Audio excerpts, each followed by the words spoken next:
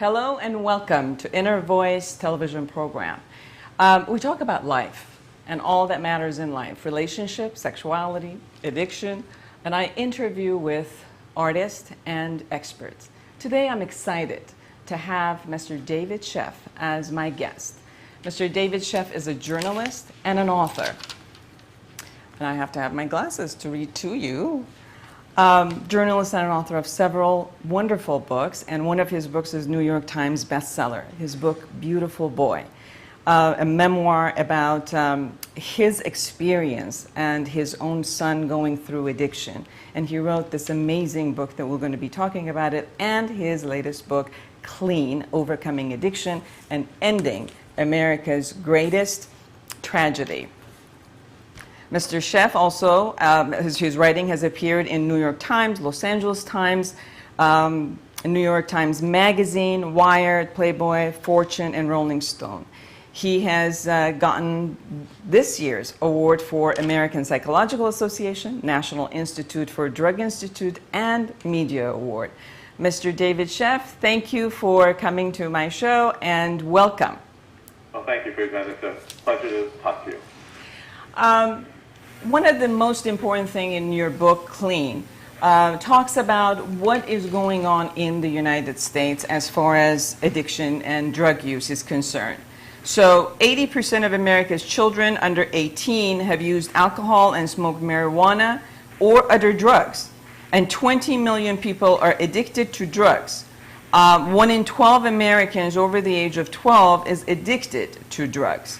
And I also wanted you to know, and I'm sure you already know since you've done a lot of research in this matter, that in Iran, analysts have said that heroin and opiate addiction in Iran is the worst among the addiction in the world. Estimated 8 to 10% of adult population is addicted, and because they use heroin, obviously because of the needle use, the rate of AIDS and hepatitis C is going up. And Iran consumes 42% of the world's opium, and they're moving also toward crystal meth glass. So tell me about what you know about this and what's in your book about it. Well, first of all, these tragedies, the reason I call this America's greatest tragedy, and I could extend that to say world's greatest tragedy, is that so obviously there are other problems that are huge in the world, other diseases, other political problems, but there's nothing that ends. I mean, there are other ones that take many, many lives. It's the third addiction is the third largest killer in the United States, and but the reason is it's beyond the debilitation, beyond breaking up families, beyond destroying neighborhoods, communities. It costs the U.S. alone $420 billion in healthcare costs, lost productivity, wow. And it's responsible for most crime. Yes. Not only in America, but in other countries in the world. So when you factor in crime, and then you talk about criminal justice care, and then you talk about imprisonment of people that are in prison because of crimes that they committed on drugs or because of dealing drugs, whatever, it's huge. So then when you specifically talk about the drug problems that are in Iran and in many communities in America that have to do with opiates and now crystal meth, the debilitation escalates.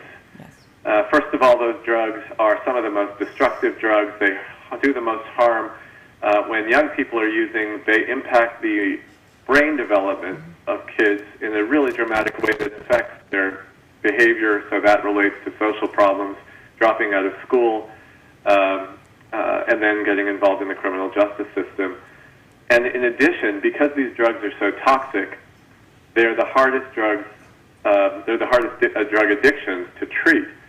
So these problems escalate and escalate worse and cost the personal costs are higher, as well as the cost to the economy, to the nation itself in all cases. And so we cannot underestimate the problem. We don't talk about drug problems because they're stigmatized, because often people with drug problems, I mean, if somebody has cancer, or someone in their family has cancer, as tragic as it is, people talk about it. Right. Help. But this one is hidden because we have shame around this. We have stigma. People will be fired potentially from their job. Right. So we're not dealing with this problem that is huge, and it is destroying so many people. Right. I think that we also experience a lot of powerlessness against the concept of the treatment of drugs because they call it a revolving door, that many times a person who might have cancer, that it might also go to relapse and it might come back again, but somehow it appears that the patient is really wanting to work with their doctors and do all the necessity to be healed, whereas the addict and the concept of the disease itself is in a way that it progresses and takes them constantly back. So not only they're feeling pretty powerless and hopeless about this concept, but their family members are. And this is something that we keep seeing as I see it as a psychologist or someone who, works in the treatment facilities and has one. So I also see the powerlessness that everyone has. Now, I also know that you have been, beside your son going through the treatment, and you probably went through some of the powerlessness, but you were adamant about it, and you were someone who was really hands-on without ever letting go. So tell me about your experience. Well, when my son became addicted, I was like most people that I know, most families, most people around the world who are parents who just don't think this could ever happen to us. I mean, I had a prejudice about addicts and about addiction, this idea that, they were a certain type of people become addicted. The kind of people I would walk down the streets, and I live near San Francisco, and the people in alleyways who are homeless and debilitated, and they sometimes are psychotic. I mean, that's what a drug addict looked like. My son was, a relatively middle-class family. He went to good schools. He was a good student. He was an athlete. All these things that meant to me that he didn't look like an addict. Well, he became addicted, and now I know that this is an equal opportunity affliction. It can hit anyone. There's a genetic predisposition that some people have, meaning if there's addiction in your family, you're more likely to have addiction in a child. There are environmental factors and psychological factors. People with mental illness are more likely to have to become addicted. People with learning disabilities, people with attention problems, with eating disorders. And so, that's going to apply to any child, any person, any family. So I quickly learned that we were not immune. My son, his drug use began when he was in high school. It worsened through his teenage years and throughout his late 20s.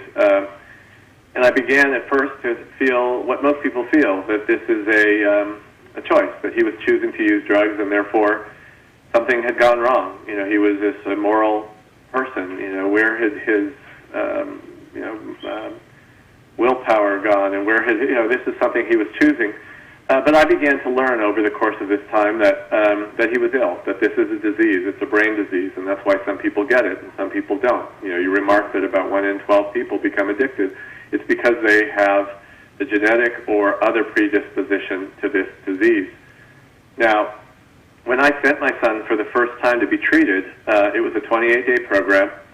I thought, thank God, I will send him off, and it was heartbreaking, but I'll pick him up in 28 days, and he'll be fine. Right. I didn't understand what you were describing, which is that this is a chronic condition. So because there is this revolving door, in many cases, not always, sometimes people go in and are treated, and one-time treatment works. But people feel that people cannot be treated because it is this frustration. Because someone will go into treatment. My son went in for 28 days, came home, was fine for about 3 or 4 days, and went back into treatment. He would come home. Sometimes he'd do well for 3 months, a year, but he would relapse. Once I began to understand that this is a relapsing brain disease, I came to understand it in the way that certain cancers do return. It doesn't mean the treatment failed. it means that this is a cancer that is reoccurring. Diabetes is something that is chronic. People must treat it for their entire lives. It doesn't mean that it's a failure of willpower. It doesn't even mean that it's a failure of treatment. So I began to understand that, and I was able to look differently at my son, to understand him with more compassion, as we would understand a person with any disease. And therefore, the course was clear, to figure out what treatments he needed, to find the best care possible, and stick with it. And so that then a relapse, while heartbreaking and dangerous, because any relapse could result in overdose and death. Yes. But I began to understand more and more clearly over time that what I needed to do was get him back in treatment, just as we would do if someone we loved had cancer, which went into remission, and then returned after a year or two. Exactly, exactly. David, as a family member, I know that not only addiction is a family disease, but it takes different aspects of the family to ignite the disease, maintain the disease, or support it in order to go into recovery.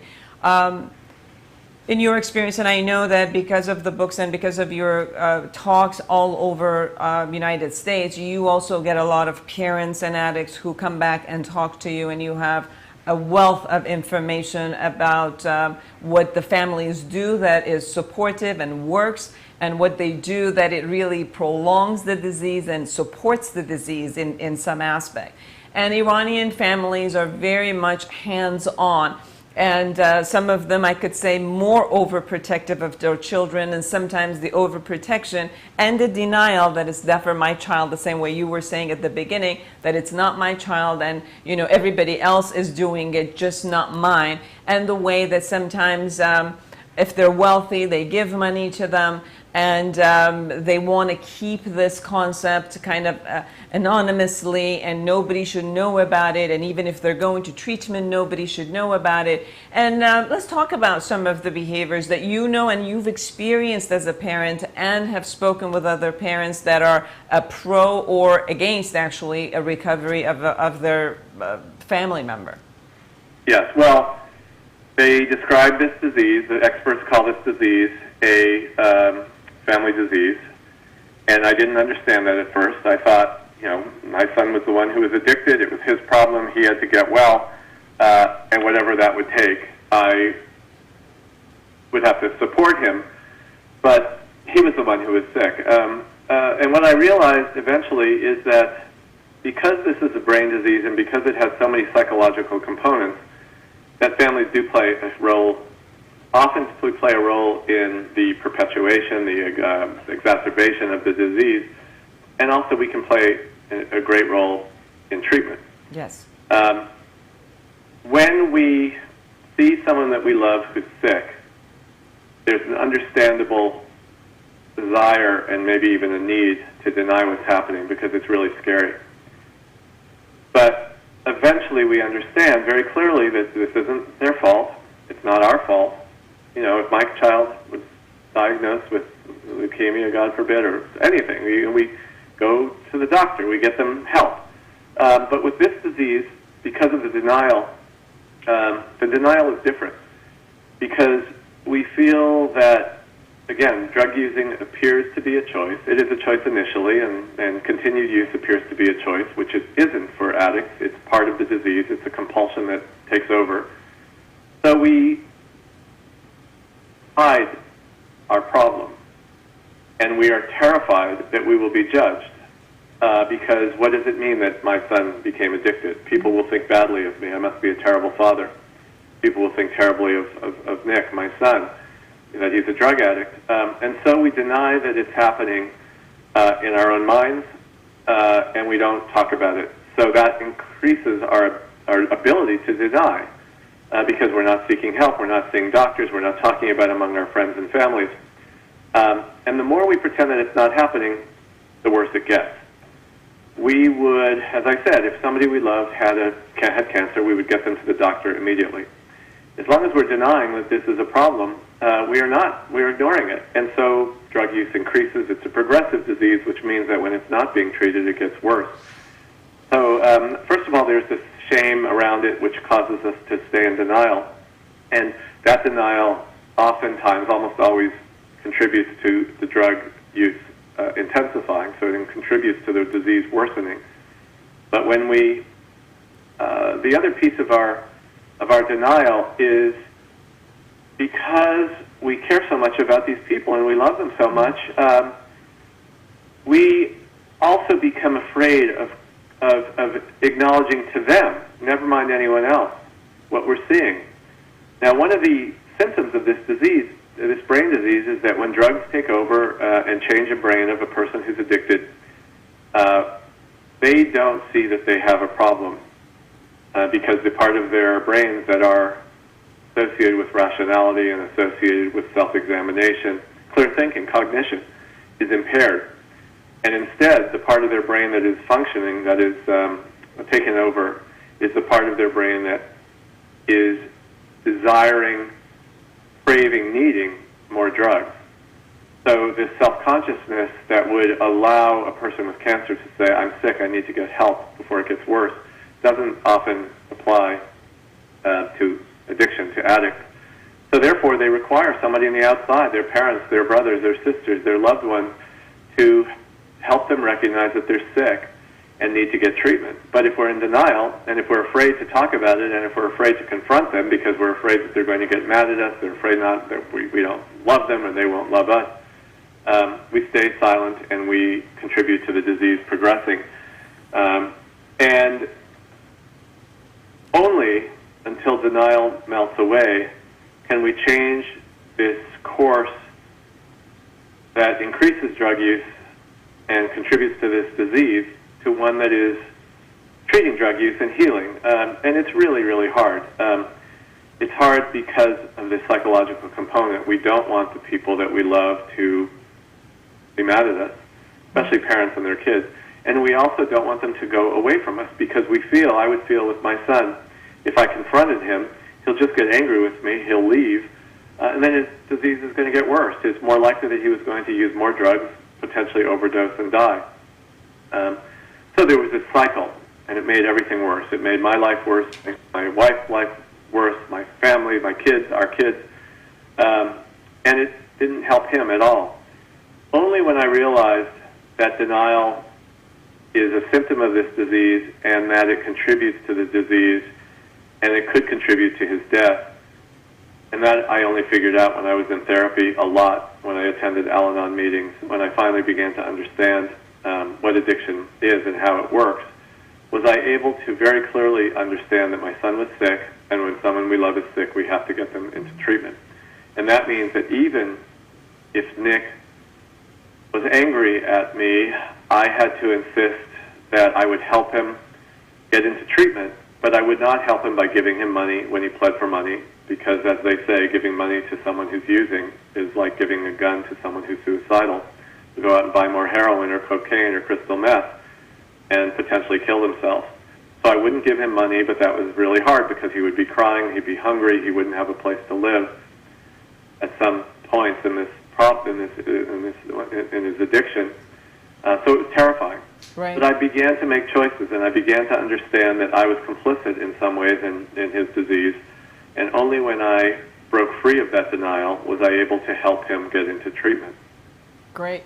Actually, we'll be right back. I'm with David Sheff, the author of the book Clean, and in a couple of more minutes.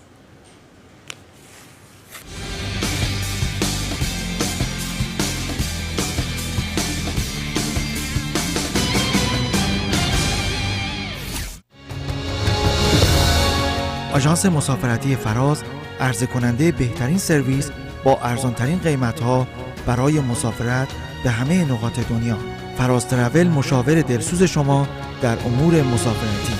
تلفن 818 388 1983 و 951 929 97 50 faraztravel.com. با فراز ترافل با آسایش بر فراز آسمان ها پرواز کنید.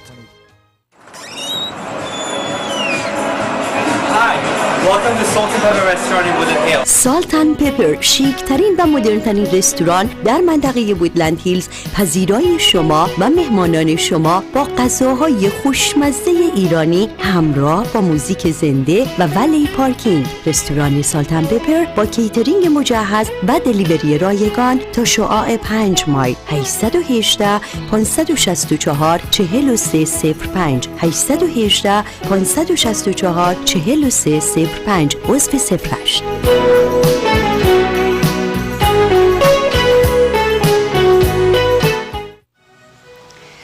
بینندگان عزیز شبکه جهانی تصویر ایران و AFN، جهت معرفی و گسترش کسب و کار خود آگهی هایتان را به ما بسپارید. ما شما را به همه جهان معرفی خواهیم کرد. از دست دادن موها در خانم‌ها و آقایان امری طبیعی است. ترمیم نکردن و به حال خود رها کردن آنها امری غیر طبیعی می باشد. لطفاً به این تصاویر توجه فرمایید.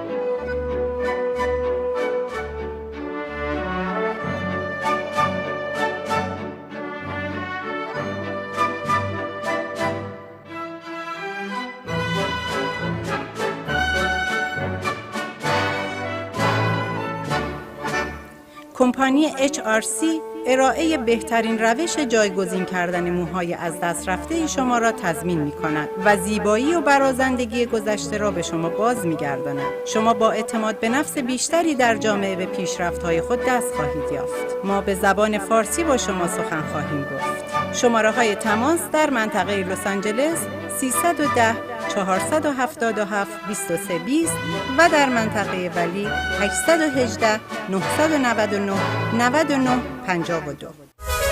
مهدی مهدیزاده و بابک بندرچی، مشاورین با تجربه املاک، تیمی موفق در کمپانی هوم لایف بیبی.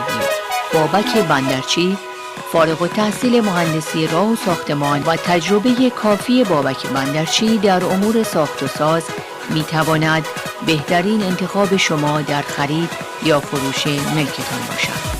تماس و مشاوره رایگان 647 274 2262.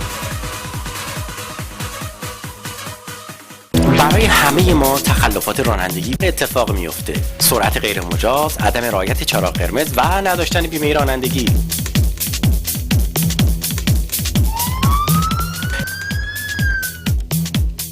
موری فرجی هستم، متخصص امور جرایم رانندگی.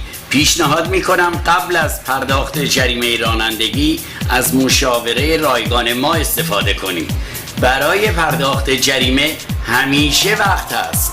موری فرجی، 60 13 خیابان یانگ، تلفن 416 835 2009. سرمایه‌گذاری در املاک همیشه سودآور نیست، اما با انتخاب کارشناس املاک با تجربه و آگاه که سود شما را سود خود می‌داند، سرمایه‌گذاری شما همیشه سود گارانتی خواهد داشت. انتخاب مینو صحت بخش و علی اسکندری از کمپانی ریمکس، کارشناسان معتبر املاک، تصمیمی درست در سرمایه‌گذاری شما خواهد بود. شماره تماس با مینو صحت بخش 416 953 0401 و علی اسکندری 416 817 48 48.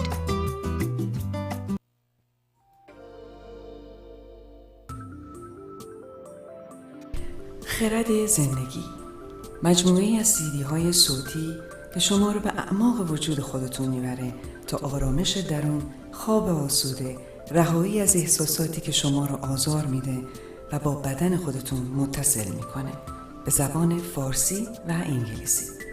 این مجموعه با صدای دکتر فوژان زینی شما رو هیپنوتیزم میکنه و کلمات تلقینی به کار رفته میشه تا شما رو سریعتر به اهداف خودتون برسونه، با موسیقی که به شما آرامش میده و با تکنیک مانورو بیت. برای سفارش این سیدی های صوتی با دکتر فوژان زینی در تارنمای foojan.com تماس بگیرید و یا با شماره تلفن 818 648 2140 818 648 2140.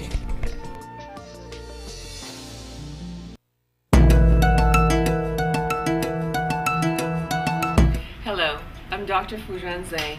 I'm a psychotherapist, a licensed marriage and family therapist, speaker, and an author. I would like to tell you about a seminar, The Power of Two, that I'm doing with Behnam Bakhshande, which is a wonderful coach and a relationship and a business coach. This seminar is about you in your relationship, the most important aspect of your life, your intimate relationship. In this seminar, you will get how you have been behaving, how you have been thinking, your belief system, and your behaviors within your intimate relationship that has created the result that you have gotten right now.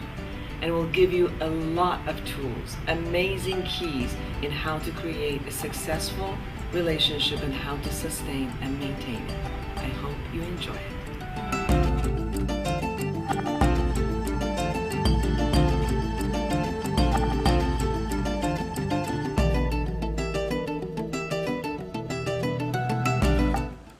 Hello, we're back with Mr. David Sheff, the author of Beautiful Boy, New York Best Time Seller, and his latest book, Clean, The Overcoming Addiction and Ending America's Greatest Tragedy. David, we were talking about the family and the way that the family supports or negates support or moves toward recovery or against it in a way. But one of the most important aspect of, let's say, the inner aspect of a parent or, let's say, a mate of someone who's an addict is being codependent. Now, codependency is a norm of a culture in our culture and our family systems because our Iranian family is so, it's a togetherness system. So obviously who we are is a accumulation of all of us rather than the individual. So tell me about your experience of experiencing that codependency with your son, and how did it support him or how did it not benefit him in that way? Well, codependency is a really hard concept because, you know, the way you described families in Iran, culture is actually a wonderful thing. You know, we care for each other, we love each other, we support each other when there are problems. It provides safety in a world that is very scary and big and can be traumatic. But the problem is also that that we also somehow need. I think when it crosses the line into being harmful is when we are. It's not just about supporting one another, and it's not just about love, but it's love masked as neediness and a need to control and a need for self affirmation that, you know, that we are loved and that we are not sort of drifting out there in the world and being rejected. And so sometimes that love can be overbearing and it can be smothering of a person's individuality, and it can feel that in some cases when a person starts to use drugs, it can be a reaction to that codependency. It can be a reaction, in a sense, to put up separation from the guilt that is often involved in codependency and the feeling of an inability to have an identity separate from family, from parents especially, I think, sometimes husband, wife. So drugs can become a sort of an antidote to that in some ways, even though, of course, it's very dangerous. And so this need to control by parents it makes sense. I mean, our job is to protect our kids. So we want to control them. We want to keep them safe. But what we end up ultimately realizing is that need to try to control our kids can backfire because we can't control them at a certain point. We have to allow them to grow up, to mature, to become individuals, to separate from us in a healthy way. So, you know, that problem will eventually, you know, encourage drug use, and it also then impedes treatment. And the reason for that is because in some ways, even though the last thing any of us would ever want, really, or we certainly would ever admit, is that we want someone in our family to be sick. But we can become what I call in the book, I call it addicted to addiction. Mm-hmm. So we become addicted to our loved one needing us in order to, at least the way we perceive it, in order for them to survive. And by doing that, we perpetuate this cycle. And sometimes when someone actually starts to get well in our family, it's a threat to us. Right. And so in a very sort of way that, again, I'm not saying that we're blameworthy because we don't know. We're just trying to love our kids and protect them. But we have to figure out, and oftentimes it takes intensive therapy or it takes psychological therapy. Again, Al-Anon is useful because it sometimes puts a mirror on the process of codependency, that we actually are contributing to the person we love, to their drug use and to their disease. Absolutely. I think that we create a significance around the idea of us being the caretaker, and we've seen this a lot with other caretakers for different kind of chronic diseases, where when the disease goes on and on and on for so many years, that the person is taking care of that person also holds a specific kind of a significance identity about who they are. So they also have to feed it. I've talked to a lot of the mates where when their significant other was going through recovery, at times when they were going through the struggle of recovery, they mate actually formulated and went and got the drugs for them. And at times in their deepest therapy hours with me said, sometimes I just wish you would go on back on drugs, because in that way I knew what I was waiting for. I knew everything was predictable. And now what he's going through or she's going through is so unpredictable, I don't even know where I am in that relationship. So I get it that the significance and the predictability of it usually keeps us at that level. And also, I think the other piece of it is also just, it's the same thing that you're describing.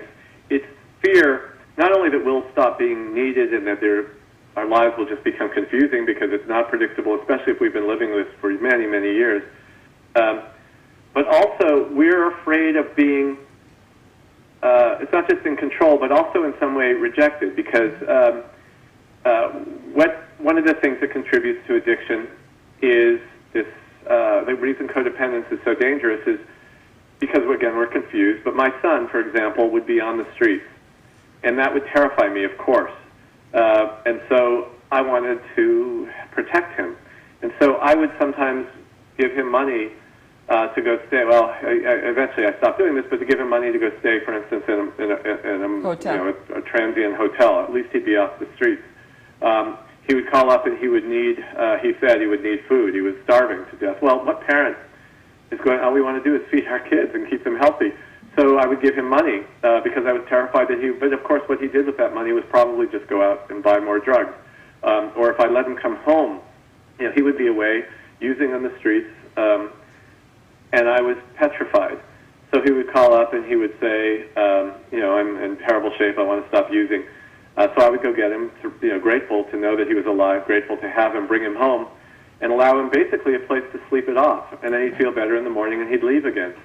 So that cycle of codependence was not helping him at all, and it was allowing his drug use to continue. Whereas if when I finally understood that I was contributing to his addiction, when I drew some firm lines, no, I will not give you money, no, I will not come get you, unless you're willing for me to pick you up and bring you instantly to a residential treatment system, because that's what he needed at that point. And of course he hated that. And so he would yell at me and he would hang up the phone, and then again my codependence would rise, and I would say, oh my God, he hates me, he's going to reject me, I'm not going to ever see him again, he's going to go use more drugs. And so it's really, really hard. But only finally when I understood that did he finally eventually call me up and say, I'm in dire straits, I need help, will you come get me? And I would say, I will come get you if you're ready to go into treatment. And indeed, he finally was ready to go into treatment. Wonderful. David, another way of promoting this concept, as I've seen it also in the Iranian community, is let me give you a little bit of background where opium use has been in the midst of the culture, in a sense, or alcohol use, and it's been there for so many years that it's as easy as cigarette smoking. Right, especially opiate, I would think. Because, yes. Well, and tobacco, but opiates are grown. Poppies are grown very much nearby. It's smuggled in, from what I understand. Exactly. It's a huge industry as well as a societal problem. Exactly. And then when I've worked with the Iranian family or Armenian Iranian family, that the utilization of alcohol and opiates has been a norm in the family system. I've also watched this concept when the teenager where, the parents want to be the cool parents.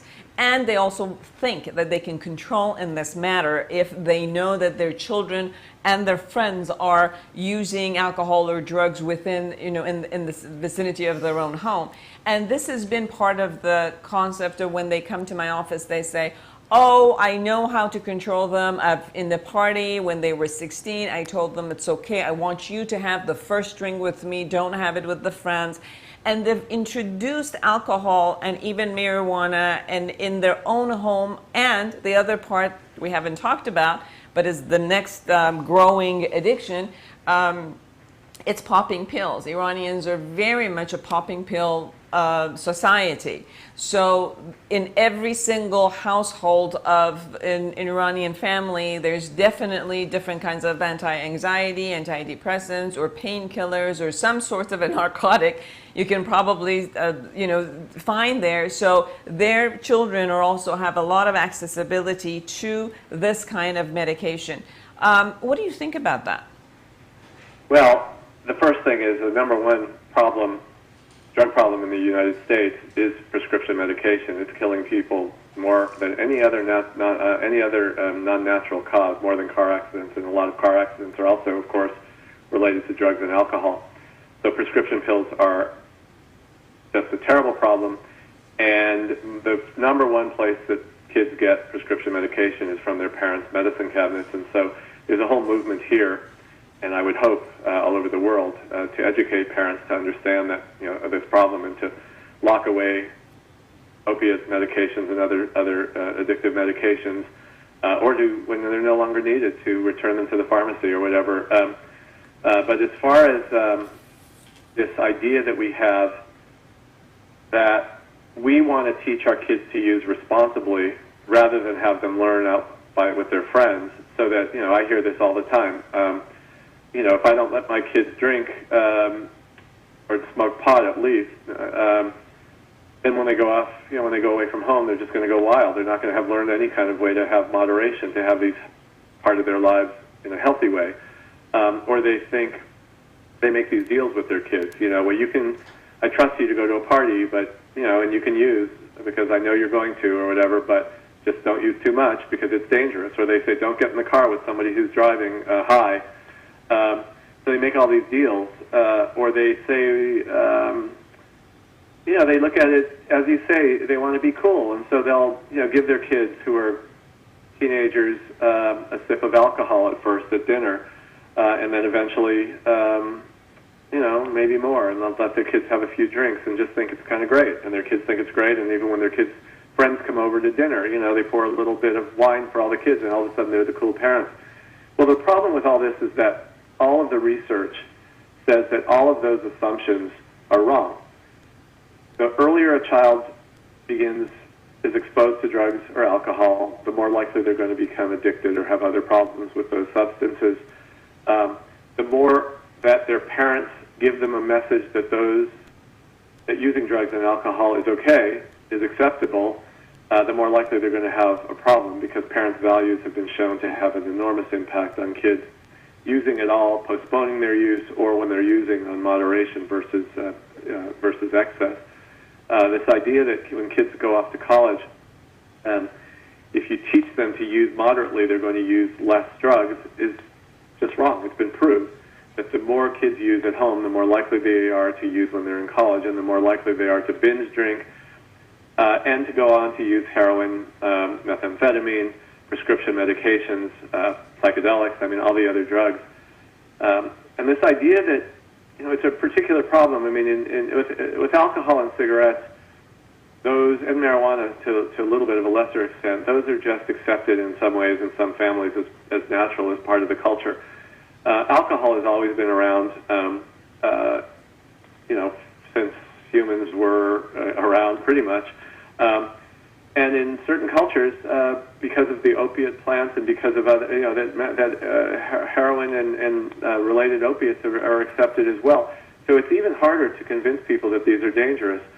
So it's really important to educate people. Right. I've spent a lot of time in research laboratories with scientists who showed me the brain scans of people who are using these drugs, the impact on them, how this drug use over time, whether it's marijuana and certainly opiates, crystal meth is one of the most toxic drugs, so any of those drugs over time impact the brain development.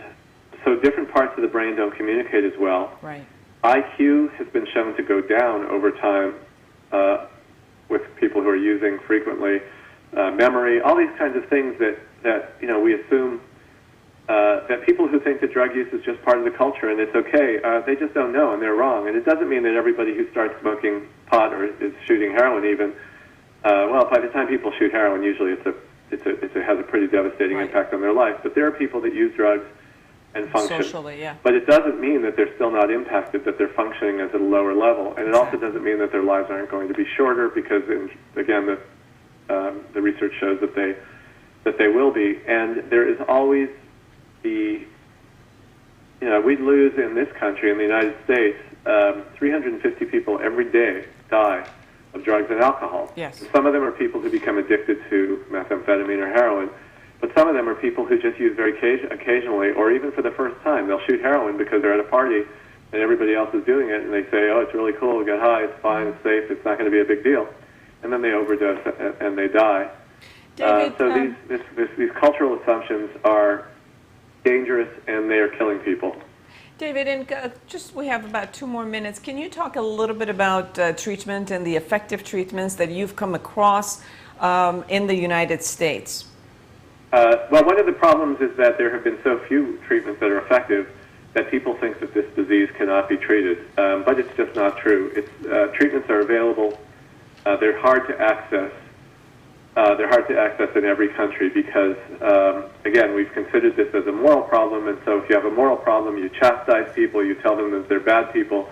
You tell them that they have to, in a sense, admit that they have this problem and pray whatever for forgiveness and be better people and ask their friends for forgiveness. I mean, that's not how you treat diseases. So the best treatments that work they're in 4 categories. One of them is the social model support groups, and they include Alcoholics Anonymous, Narcotics Anonymous, and similar groups. And those do help people. They help many people get well and stay sober. But they don't help everybody. Many people, especially with opiate addictions, respond to medications, to anti-addiction medications, for instance, methadone and Suboxone, and other medications that relieve anxiety and other things that contribute to addiction. The third category are behavioral treatments that teach people about their own addiction and what the mechanisms of addiction are, and they treat people so that they will not be susceptible to the triggers that normally would have brought them to relapse. And the last one is a combination of treatments. And oftentimes, and in fact almost always, these drug problems are so serious that one treatment is not enough. So oftentimes people will go to see a therapist for cognitive behavioral treatments, or they'll go in an outpatient or inpatient program. They will be on medication, especially if it's an opiate addiction. They will attend Alcoholics Anonymous if it's something that works for them. And these combination treatments actually give people the best prognosis. And so hopefully more and more of these treatments, they call them evidence-based treatments because it's not random, it's not stuff that we hope works, it's stuff that has been proven to work.